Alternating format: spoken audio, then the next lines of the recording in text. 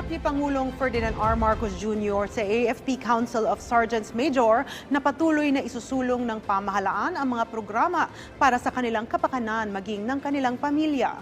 Sa traditional dinner ng konseho kasama ang Pangulo, hinimok niya ang mga ito na ipagpatuloy ang kanilang maayos na trabaho at binigyang diin na 100% ang suporta ng pamahalaan sa kanila.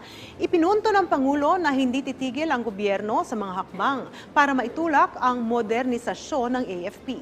Kinilala rin ng Presidente ang ambag ng enlisted personnel na bumubuo sa 70% ng AFP at tumutulong sa araw-araw na operasyon nito.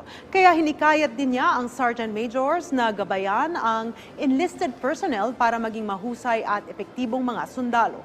Tiwala naman ng Pangulo na magpapatuloy ang mga opisyal ng AFP na mapabuti pa ang kanilang mga sarili para sa ikauunlad ng institusyon. Keep up the good work. Know that this administration and the entire country is behind you as you fulfill your duties to the nation.